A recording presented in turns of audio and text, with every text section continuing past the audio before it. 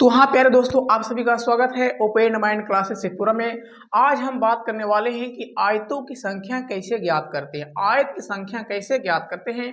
चलिए दोस्तों, सबसे पहले आपको ध्यान देना है कि आयत की संख्या गिनने काउंटिंग करने के लिए आपको गिनना ही पड़ता है, लेकिन कुछ ट्रिक होते हैं जिसकी मदद से क्या करते हैं, हम आयत की संख्या को ज्ञात करते हैं। चलिए आपको ध्यान देना है, ठीक है। अब देखिए, अगर इसमें कहेंगे कि ये बताइए इसमें कितना आयत है ए बी और सी और डी में, तो आप कहिएगा देखिए कि इसमें एक आयत है। कितना आयत है, तो इसमें आयत की संख्या कितनी हो जाएगी, एक हो जाएगी। अगर हम इसमें काउंट करना है कितना हो जाएगा, तो आप कहिएगा देखिए एक आयत है, दो आयत है, एक बड़ा सा, कितना हो जाएगा, तीन आयत हो गया, ठीक है। तो आपको इसमें भी काउंट करने की कोई जरूरत नहीं है। एक दो अब कितना हो गया, यहाँ पे हो जाएगा आयतों की संख्या कितना हो जाएगा, तो तीन हो जाता है, ठीक है।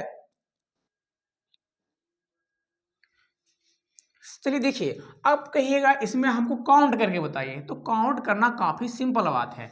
तो सबसे पहले देखेंगे कि यहाँ पर एक आयत हो गया, ठीक है। उसके बाद इसको ढक लेते हैं यहाँ से, तो एक दूसरा आयत बन जाएगा और एक बड़ा सा आयत बन जाता है। तो कितना हो जाएगा, यहाँ पे आयत की संख्या तीन हो जाना है। लेकिन अगर हम दोस्तों उसी प्रकार से इस प्रकार से क्वेश्चन कर दिए कि अब बोलिए जी इसमें कितना आयत होगा, तो सबसे पहले आपको टेंशन नहीं लेना है। एक नंबर दीजिए और ये दो नंबर दीजिए। उसी प्रकार से एक नंबर है, यहाँ पे कितना देना है, एक अंक, दूसरा अंक हो गया। अब इन दोनों को जोड़ दीजिए, एक और दो कितना होता है, तो तीन होता है। यहाँ भी काउंट कीजिए, एक और दो कितना होता है, तो तीन हो जाएगा। आपको कुछ नहीं करना है कि जो भी इन दोनों को जोड़ के आता है तीन, और इन दोनों को जोड़ के आता है कितना आया है, तीन, इन दोनों को गुना कर दीजिए। तीन तिया नौ, इसमें कितना आयत की संख्या हो जाएगा। तो आपको ध्यान रखना है कि इसमें आयत की संख्या कितना हो जाएगा, तो नौ हो जाना है। कितना हो जाना है, इसमें आयतों की संख्या हो जाएगा टोटल के टोटल नौ हो जाएगा, ठीक है। चलिए अब हम दोस्तों इसी में थोड़ा सा क्वेश्चन में हम बदलाव ही करते हैं, ठीक है। चलिए देखिए, ये काफी सिंपल था, क्यों, क्योंकि इसको कोई बच्चा हल कर लेगा आसानी से कि एक आयत है।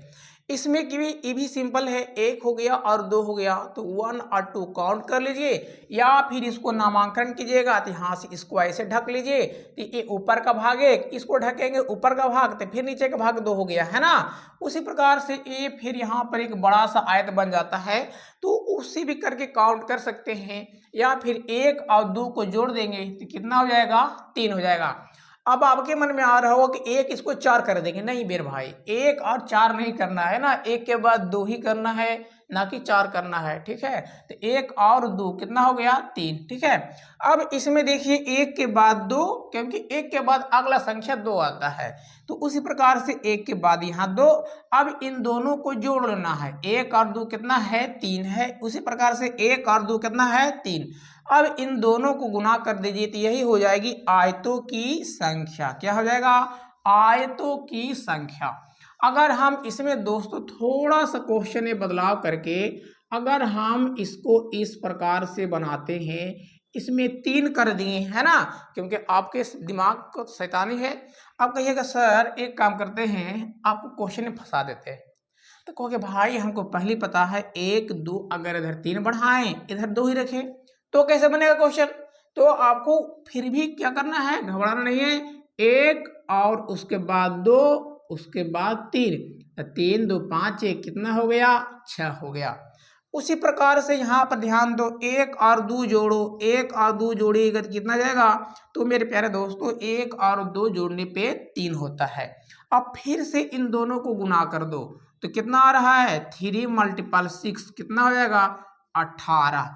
तो इसमें आयतों की संख्या कितना बनेगा, तो टोटल आयत की संख्या 18 बननी है। कितना बननी है, टोटल आयतों की संख्या 18 बननी है, ठीक है।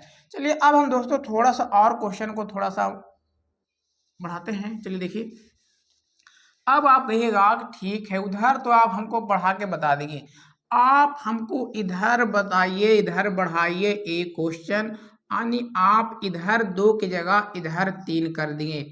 तो अब हम कहेंगे कि अब हमसे तो क्वेश्चन आप हमको क्या कर देंगे, फंसा दिए हैं, ठीक है।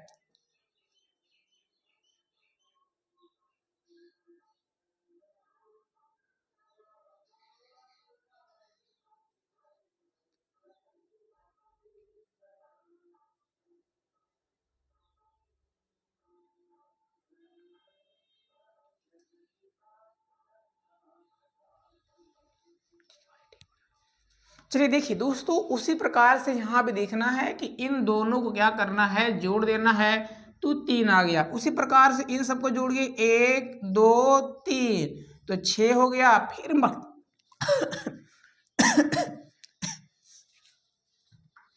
फिर मल्टीपल कर लेते हैं इन दोनों को, तो कितना हो जाएगा 6, अब मल्टीपल 3, फिर उतना ही आएगा 18 ही आना है।